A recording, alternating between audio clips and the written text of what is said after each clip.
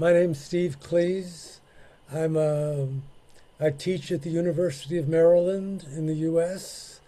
I'm a political economist by background and uh, one of the founders, along with my other three friends and colleagues here, of a group called the Alternatives Project. And I'll start us off by talking a little bit about TAP, the Alternatives Project.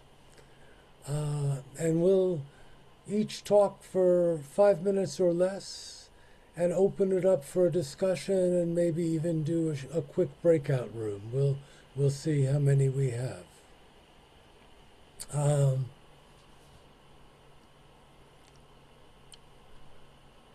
TAP, the Alternatives Project, is a collective, transnational collective of progressive academics, union members, civil society activists, social movement participants. And we formed because we were concerned with having a louder collective voice focused on education and societal transformation. We see societal transformation as an essential response to the global polycrisis, which all of us know about, the convergence of poverty, inequality, climate breakdown, rampant violence, war again, and the erosion of democracy around the world, driven by capitalism, racism, patriarchy, ableism, militarism. We were started in 2019, and been engaged in a number of activities, and I'll just mention a couple of them. We have an initial statement that we started with titled Education, Justice for Societal Transformation, a Framework for Action. I don't know, Frank, if you can put links in the chat to some of these.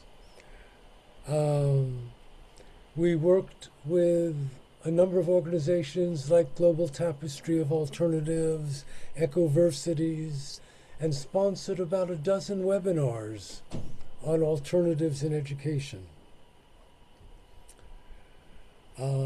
Last year, we published a book-length online open access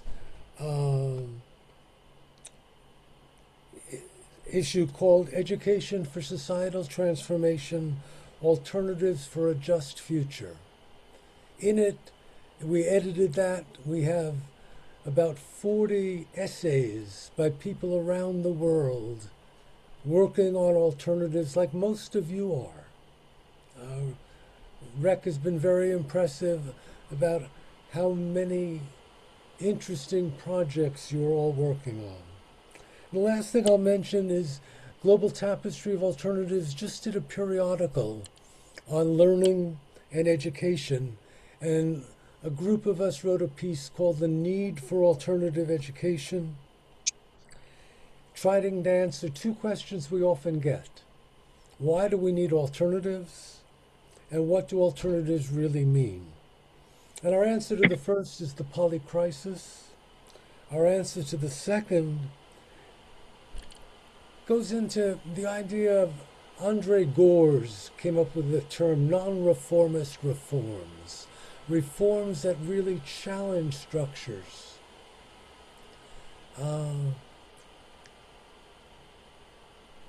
And our response is, all of us are engaged, or most of you are engaged in reforms that challenge the structure in which we live.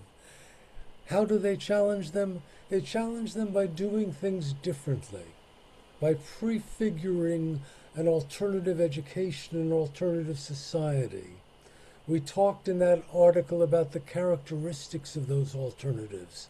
Briefly, participation in the idea of radical democracy, cooperation, not competition, solidarity with workers, migrants, indigenous nations, social movements, ecological reverence, reverence for nature, integrating the arts and imagination, not just cognitive rationality. And lastly, we mentioned the idea of thinking of community and collective flourishing, as in well-being or Ubuntu or buen vivir. And we believe that alternatives with these characteristics contribute to transforming society. The question that we keep asking ourselves at TAP is, how can we do more? What should we do next? How do we help change the world in which we're living? Most of us at this conference are engaged in that. And we'd really like to learn from what you're doing, as I have by attending some of these sessions. But we need more global action, more cross-issue action. So let me turn to my friends and colleagues now, and each will introduce themselves, and we'll start with Salim, please. Thanks, Steve. My name is Salim Valley. I'm speaking to you from Johannesburg. And, for this very reasons Steve talked about, I've been attracted to what you're doing in terms of reimagining education. And I was attracted to TAP precisely because of the dictum of the World Social Forum, another world is possible, which Steve is fond of repeating correctly. Today, of course, it has to be another world is necessary. I mean, if you see what's happening in Western Asia, the Middle East right now, as we're speaking, people are being killed, institutions are being bombed. The first target was a school in southern Iran where 86 young women, Iranian young women, were killed in a primary school, fired by, with missiles from the US and Israel. We know about scholasticide in Gaza. We know about every university being bombed, the great progress of Palestinian education, some of the best indices in the region in terms of postgraduate education, in terms of literacy, in terms of refugee education has been destroyed. So it's impossible for a person like me in the past, growing up in apartheid South Africa, to divorce education from societal transformation. It's almost a natural thing. I grew up under apartheid. I went to apartheid schools. And of course, that was education for oppression. And it wasn't difficult for us to be attracted to the pedagogy of the oppressed, deeply influential in our country. It was banned by the apartheid regime, Paulo Freire's pedagogy of the oppressed, but it was circulated very widely, it was studied, and that influenced us. And of course, for us, alternatives started then, alternatives to apartheid education. Because of the struggles on the ground, workers managed to win their right to form unions, which was illegal for Black workers for many decades. But in the late 70s, this was possible. I was the education officer in one of the independent trade unions. And of course, education had different meaning then. It was genuinely education for liberation to what it has now, education for instrumental economic growth. We tried to think this through. We brought to bear our own histories. Stephen Cleese and others contributed to the book we wrote about education, economy, and society, where we critiqued human capital theory and where we try to explain that the purpose of education is much more expansive, much broader, and it is genuinely about education for liberation in all its aspects. I can go on, but just to say that I find myself in this community of educators from different parts of the world doing amazing grassroots work. So I am extremely excited to meet other people and a group like yours so that we can, in this period of polycrisis, where the very existence of the human species is at stake, of climate catastrophe, of militarism, of racial capitalism, of femicide, that there are so many practical reasons why we need to link together and strategize and be involved in strengthening each other's work and organizations we belong to. Thank you very much. 5 minutes exactly, Salim. Thank you. Oh, okay. For a change. Carol Ann. Thanks so much, Salim and Steve. I'm Carol Ann Spreen, and I teach at New York University, and I was one of the founding members of TAP, so I've been part of this group for quite a while.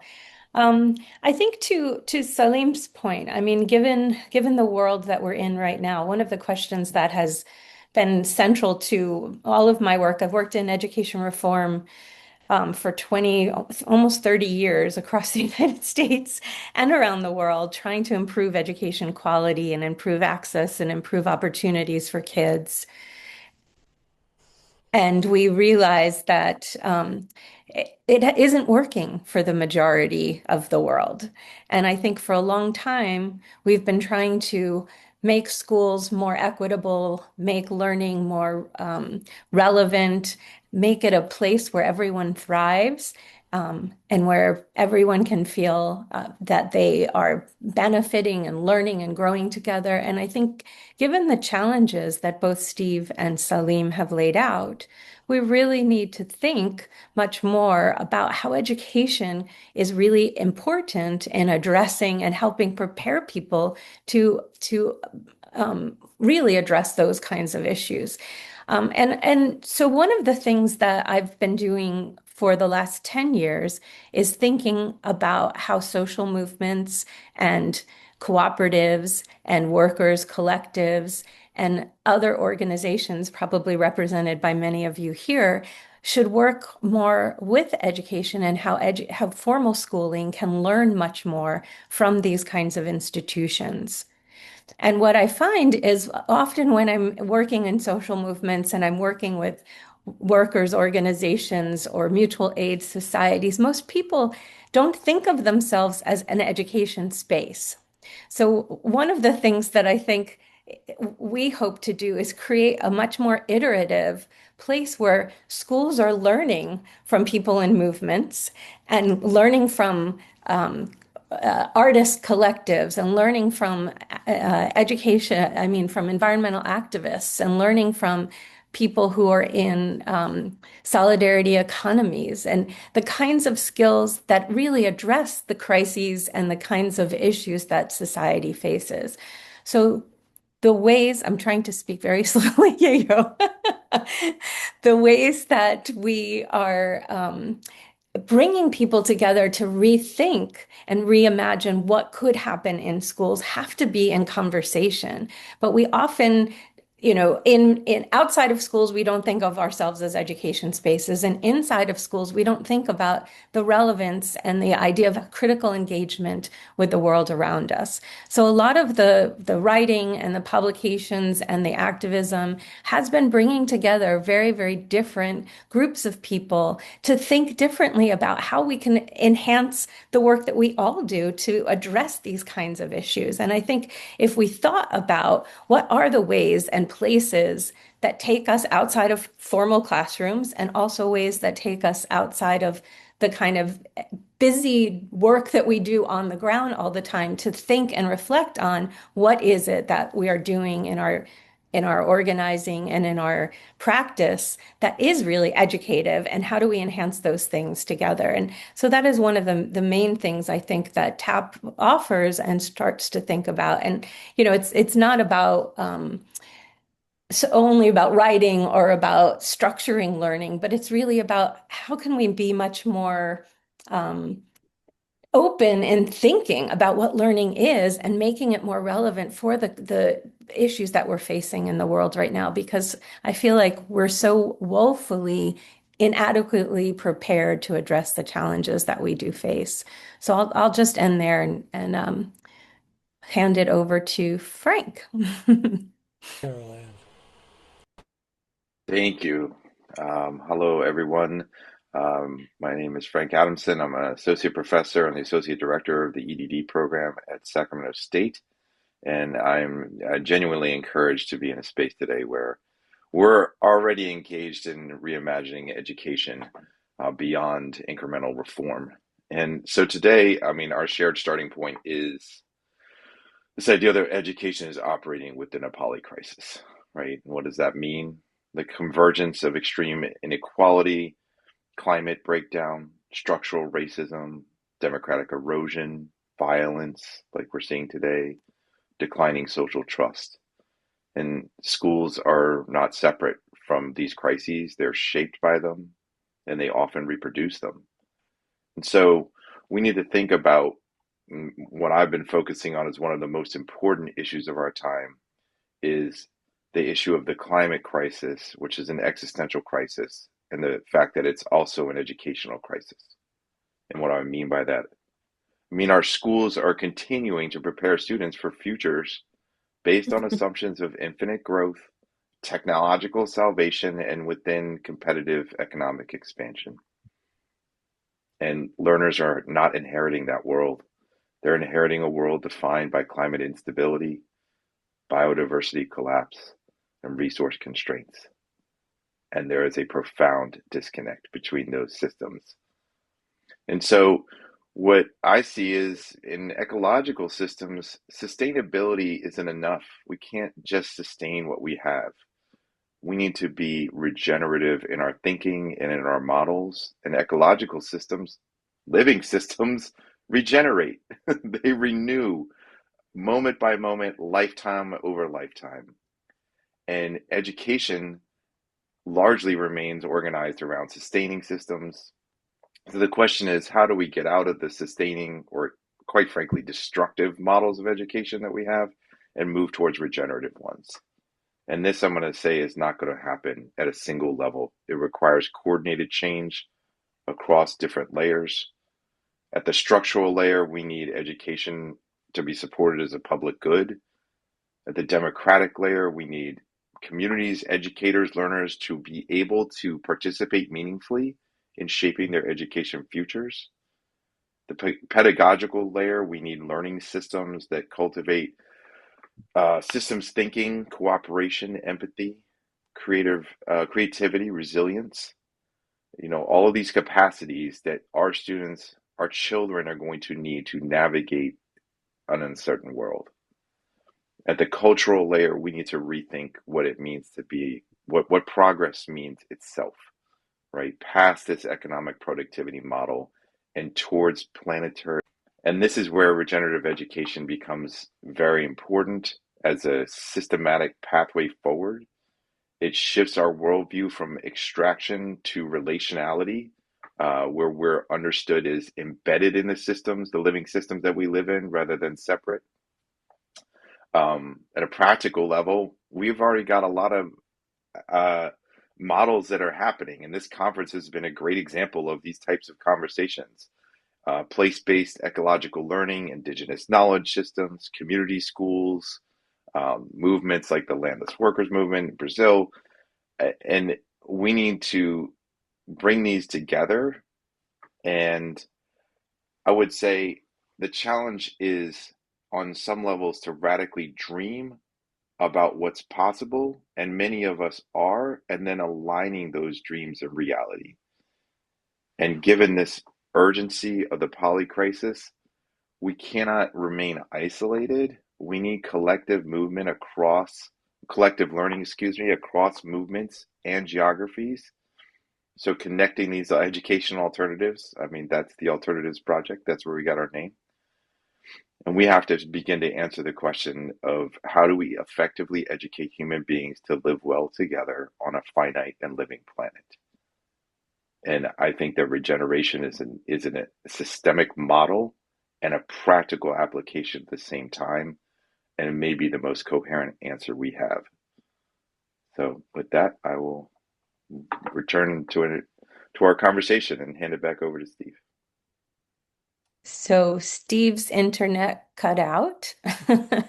But what we wanted to do was organize breakout groups of 3 or 4 and ask 2 questions and have people come back and share, or 3 questions.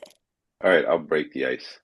There We you had go. a very interesting conversation about like what do we mean by education, right? Are we talking about schooling? Are we talking about education systems? Are we talking about learning, right? And this idea that, learning and education should be a process for understanding who we are, like how we're manifesting the dream of our life. And then it's place-based. And we had a conversation about how do you think about transforming your place, but also there was, this legitimate tension between we have education systems and do they have a role at all? And how do we consider I was bringing up, like, I think about 7 billion lifelong learners, or 2 billion children, and that how do we do that at scale for folks and keep it as learning and not as where we started the conversation, which was education sometimes destroying local culture, right? And so how do we navigate that?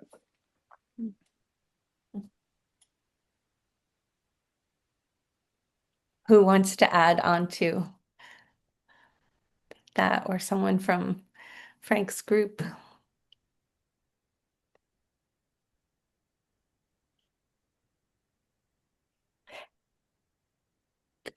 Rezan, was that a breath to come join us? I can jump in. I've been reticent to jump in because I want to welcome other voices and have a polyphonic conversation here and not a tap conversation, which we do among ourselves as it is. But suffice it to say that one of the central problems is indeed at the epistemic level. What is education? How do we define it? And once we do we confine it within 4 walls or open it up into spaces and sites of learning that are regenerative, that are transformative, and that are bringing in new hope and new breath? And spaces that do not conform to a strict commodification of education with a top to bottom kind of imposition of a single knowledge in the singular, but that welcome again a polyphony of knowledges. That came up in our group. So the issue of structural problems, the commodification of education, and allowing new breath into a diversity, pluriverse of knowledges, particularly from indigenous groups and nations that have so beautifully coexisted in our world and from whom we have a lot to learn. So Thank you. those were some of the central issues. Great. And maybe I could, on that note, tap Chrissy, who is in my group, who has been very active in our chat too. Maybe you want to share some of your thoughts from Greece as you were sharing about bottom up and grassroots, as you put in the chat, the gap between academia and practitioners and how grassroots movements can maybe do it. Yes, thank you, Carol. We, I think so. Yes, seems to be a gap that we need to address in a way. Like if we need to create this movement, that we need to vision all sort of bridges between polarities. So definitely one huge bridge is what the academia people have a concept of reality and what is the reality that the practitioners are having. So this is a total different thing. And as an action researcher, I chose to be a mediator of these two worlds in the way that, for example, I can disguise myself as a school teacher.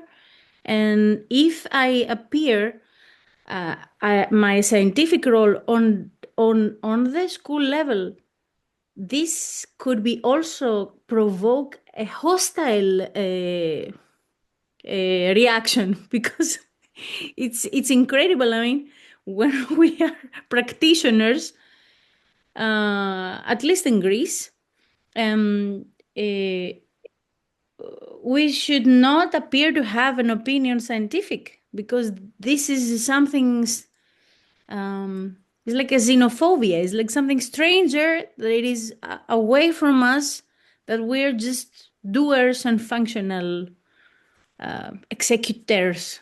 We have to execute what is the action, and maybe we don't think what it is. I mean, no idea about pedagogy. Pedagogy is another thing. Like we're not leading here. We're just functioning. So if we're functioning. So, and the academia is having so many beautified words about the visions. And come on, do we live in the same world? So,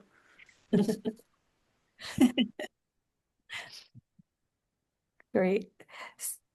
So, I mean, like thinking about this divide, thinking about teachers and their role and what are the ways to prepare teachers to address different issues and how do we bring academia into conversations that are of practice and in schools? Did any other groups talk about or touch on those kinds of things? What does it take to transform education in order for education to transform society, maybe, is what we're thinking about.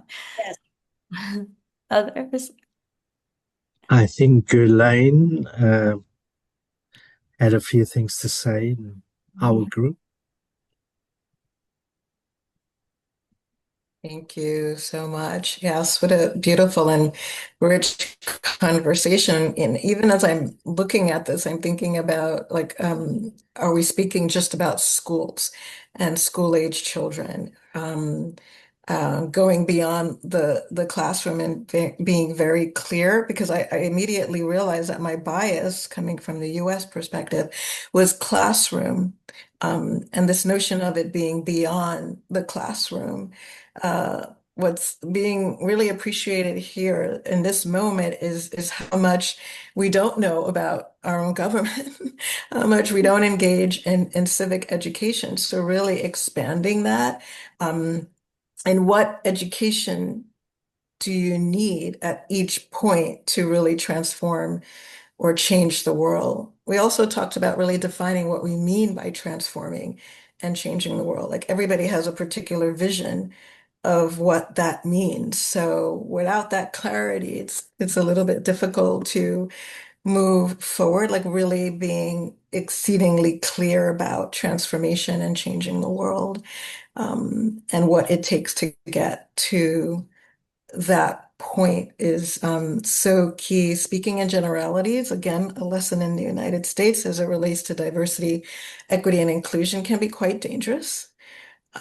So that clarity of exactly the vision that we're looking for when we talk about change the world and transforming the world. What does that look like on a deep level? And what are the best practices in terms of gathering ancestral knowledge to get from point A to point B, and also realizing that again, context is important. But with a unified vision, what is that vision and how to get there? So that's coming up. I think that came up in our conversation and as I listen in as a former a classroom educator and a lifelong learner, what's coming to the fore for me in this very important conversation. Thank you. Yeah. I mean, a lot of these really important questions of what does education mean and how do we tend to talk about it as classrooms and schools and teachers, but if we're supposed to be transforming the world with education, it can't just be in those four walls with what a teacher does. And what does that mean? What does it mean to change the world, as you said? So really, really profound, deep questions that are hard to answer given the complexity, the polycrisis, and it also often feels like, how do individuals address these challenges too? And so how do you build solidarity and networks and broader understanding about ways to even think about addressing the challenges that we face and the crises that we face? Others, we really want to hear from others. What were things that were circling in your mind? I'm going to tap. Just circling back to what Ghislaine had to say, I found her comments very profound and very insightful. And thank you for that, Ghislaine. And one of her issues was, how do we dream of a different world and another world? Or maybe I would like to modestly suggest that to be able to dream, we need to first assess what is before we can look on to what could be in the future. And what is the structure and the structural issues within which we are living today that have not served us right, that have led to a polycrisis. So to untangle that polycrisis, clearly we're not going to use the same formulae and the same paradigms. We need to break away from what is and dream of a different world, of what could be. So maybe that's a great point to put out to everyone. Again, what are the ways that you can think of that people could learn and come together and share? And what are some ideas that people have or work that people are doing to address many of the different issues that we're facing, right? I would love to speak to that. Please. My name's Keegan, and I'm currently in Florida living at a net positive village. And to me, education means encouragement, right? It's an encouragement of the inner brilliance to be expressed. It's ultimately about our gifts being revealed. And so the students revealing their gifts, and teachers encouraging them and being guides for them on that path. And I think that reimagining education to me is about seeing everyone as a teacher. Even the students are teachers, right? Every creature is a teacher. And so coming back into that conversation, that dialogue, and that reverence and respect for who we truly are as co-creators, and speaking to this structure, like what analyzing what is that we are all creating our own worlds, and there's these cultural memes that we pick up and run with. So it's dysfunctional programming, and so our opportunity is to actually to transcend that programming and to write new programs. And I think Net Positive Village is a very promising new program, and an opportunity for us to coalesce, to convene on land, and to build this new system, this new way, and ultimately we all kind of want the same thing, right? We want to be, we want to have love, and to be heard, and to have others to listen to, and to meet our health needs and our shelter needs, and so realizing that, and just being coalescing around the principle of doing no harm, doing good instead. And Net Positive Village is ultimately a movement, part of the utopia movement. So that's in the opposite direction of the dystopia movement. And there has been a dystopia movement that people have been coerced into being agents of. Right. So we can be invited and encouraged into being agents of the utopia movement to build an authentically good place. That's the original meaning of utopia, and it was spelled with EU, so that's the Greek prefix meaning good. And then it was changed in that novel Utopia. They took the E off the front, and that became no place. And that's one of the dysfunctional programs, is that we have this concept of utopia, that it is no place, when in fact the original meaning is a good place, authentically good place, where we are motivated by the authentic goodness that we wish to receive and that we wish to give. So Thank you. the taking action-based learning adventures is where I see, and that's what I've been on the quest of doing. Like, my life has been a continual adventure, engaging with a lot of these networks, using Woof and Workaway, HelpX, and being a volunteer, and learning from people, on their land, and others who are on the adventure path. And I want to keep doing that. It's been an amazing life so far, and I want to invite others on those type of experiences, to be emboldened, to learn to see the world not as a dangerous place, right? Everything starts with our belief systems, and that's actually the BS. People have been taught that BS stands for something. Actually, it stands for belief systems. and so in order to create a new paradigm in education, and what our hearts truly want to see unfold, we have to start with our belief systems, to address those, to realize what is dysfunctional, and to find a way to let that go, right? And then believe it, and then perceive it is the second step, where we see these things unfolding, detailing the visions of our particular learning adventure ideals and things that we would wish to share, and then achieving is the third step. So believe it, perceive it, achieve it. That's lovely. You've given a treasure trove of ideas and information and other things. I know you're outside walking around, but if there's a way to share some of those things in the chat, I think people might find some of them very interesting to look at. I see John Daggett's hand is up also. Yeah. I Thanks, just Keegan. wanted to expand on what Keegan started with, that we're all teachers, and I think he also knows we're all learners, Yeah. and Right. that equal balance, and the notion that education has to start before birth and follow us all the way through to when we move to the next dimension.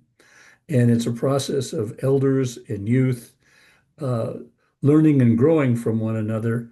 And it definitely doesn't have to be in the side of a school. Learning can take place anywhere. So I'd leave it at that.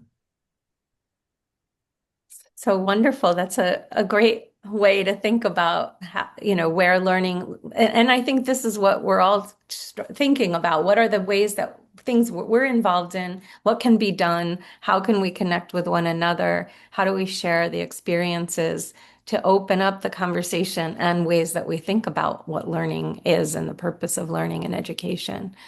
Anyone else? Let's hear from some others.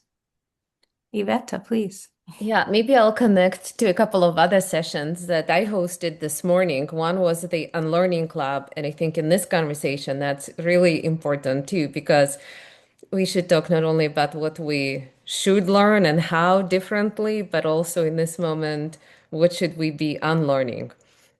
And there are Absolutely. fascinating conversations. We had a really wonderful session this morning, and there are people in many different contexts who write about it too, because we cannot be stuck only learning. We have to always be unlearning and kind of being on the journey and always being kind of self-aware and reflective and curious to learn.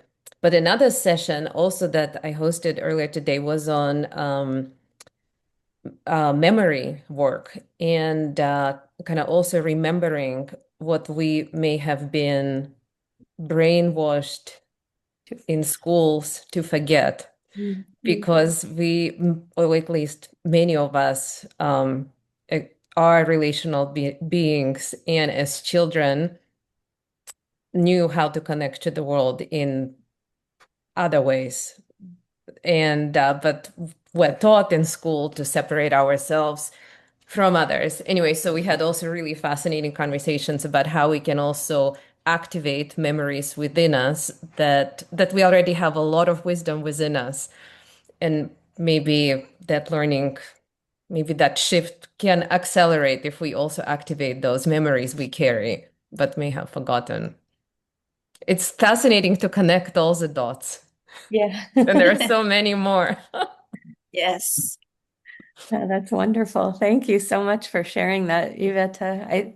I think, yeah, this idea of, first of all, unlearning, right? The ways and the ways that we think, the ways that we structure how we even approach a conversation or how we approach an activity or something that we do, and what are the ways that we could be conscious about that, right? To actually actively put that aside and then tap into memory and tap into other ways of knowing and understanding that have been so conditioned out of us. And, I think to Steve's last question, how can we do more? And first, on the personal level, it's taking that responsibility to kind of unpack all of those things and unlearn, and then be more open to the knowledge that resides within us, and also hear from other people what they're bringing to it, rather than wait for the right answer that we're used to getting, right? Or the challenge, putting the conversation in the same parameters that we're used to speaking in.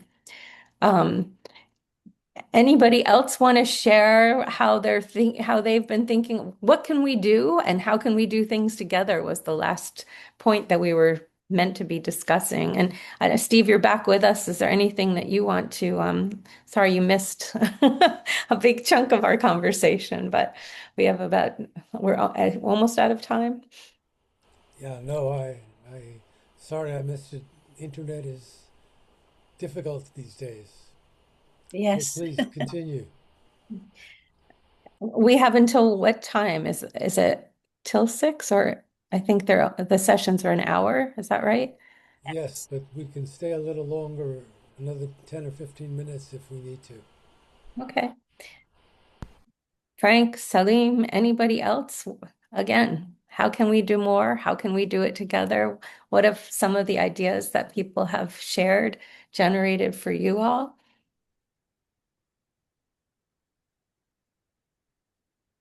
And I'm seeing Keegan sharing some of his ideas too. Thank you.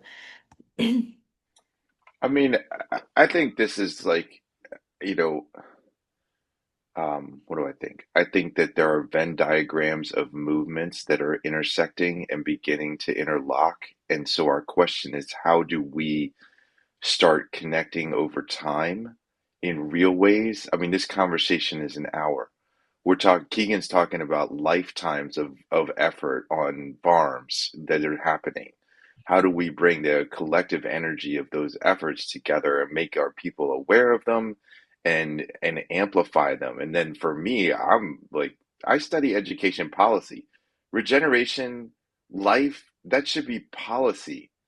Like, I'm unwilling to accept a system that says that our economic overlords dictate our realities. And by the way, it doesn't work. So whenever we feel like shifting gears is a good time because the planet doesn't have time anymore. So I will push back a little bit on Keegan. Like I appreciate the BS model, but I am going to ground my reality in science, which is we are in a real moment here. And so I always say, yes, we're talking about the polycrisis, but we also have, and I haven't found the right word for it, but I'll call it polyconsciousness. Everything that's happening here, all of the ancestral wisdom, all of the indigenous knowledge, all of the different ways of doing things, we are at a moment where we can access what each other's doing in a profoundly connective way that hasn't been available historically, actually. So I mean, I don't know what's going on with the mushrooming event. I want to look into that. I'm interested to see how Rec 6.0 or whatever the next step here is, and how everything else can continue to enmesh. I mean, how what is the creative education mycelial network that we are trying to embody at this moment? And yeah, and by the way, that is going to be my research agenda going forward. So you'll be hearing more about that. And I'm seeing that Iveta put in the chat people to contribute to a book on education and planetary crises that she's working on too. That's another connection. Salim, I'm seeing you're nodding Yeah. and Mm. mic is off. Yeah, no, absolutely important work Iveta is doing and what Frank suggested and others. I think we rapidly coming to the end. So can I just say something that I suppose I might be uh, presumptuous, but I think we all understand that. Yeah, well, we understand what was said about philosophers only interpreting the world. The point is to change it. So, how do you change the world? Because we were talking about it. Can education do it by itself? No, it's not a panacea, it's indispensable. But it's also about power. It's about changing social relations. It's about organization. It's about forming networks, trade unions, student organizations, women's groups, indigenous organizations. And education is in the formal setting, but it's also in the informal setting and the non-formal setting. It's about empowering communities, grassroots organizations, and it's linking up our struggles. It's strengthening each other. So I think we can go into detail about that. But as a member of TAP and also different social movements in South Africa, I would really want to learn also from organizations in other countries. And I think it's also about how do we go beyond the organizations we have in order to strengthen that the social movements and progressive people throughout the world, and how do we defend people, how people in the States, for example, there's a lot of repression of educators, of teachers, of university professors. And I think, quite often they don't get the kind of support they deserve, or what ICE is doing, or I can speak about indigenous people in other parts of the world. So I think that is also vital. So it's not just about having cozy conversations, which are important, absolutely. But I think it's also about power. It's about organization. It's about challenging the status quo, challenging reaction, and strengthening progressives throughout the world. Thank you. Sorry, I said too much. No, no. That's wonderful. Yeah. Any other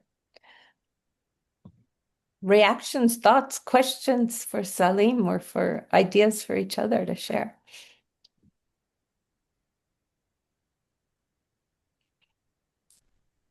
Nancy, go ahead. May I? Yeah.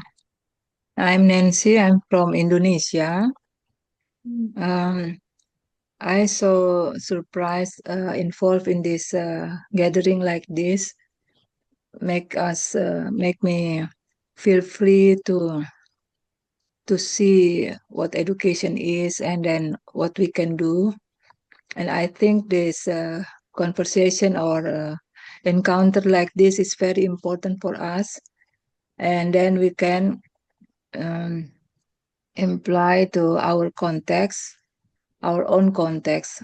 We know our detail, even though we are in the global society, but the detail of the context or situation, each of us know more. So encounter like this, like a webinar and a conversation like we do now, is very empowerment. And then like me, this is my first time involved, and I so encouraged by this meeting, and then get so many inspiration, and then I plan to do something together with a practitioner and educator in my own context. And I think it is the function of our meeting that make us can do something for transformation, whatever transformation we meant, transformation inside the community of education or transform the large society. But thank you for this meeting like this. I want to involve in many activities of a meeting like this. Like sometimes I change the if the conversation in the one Zoom meeting finish, I go to other because I feel so inspired and then get many benefit. And then like my context, Ambon is eastern part of Indonesia. Sometimes we are minority and then and not get justice in this our nation. So I get so many, and then education in my context sometimes marginal because in my province we have almost 1,000 island, and then so many students or people or children have no justice in that in terms of education. So it's like I involved in this meeting during 8 p.m. to this morning for 6 o'clock. So for these 3 days I just sleep few hours because I want to inform. But thank you. It is worth it for me to do something more because sometimes I feel not depressed, but I feel failed because like condition not so well in my context. Thank you. Thank you.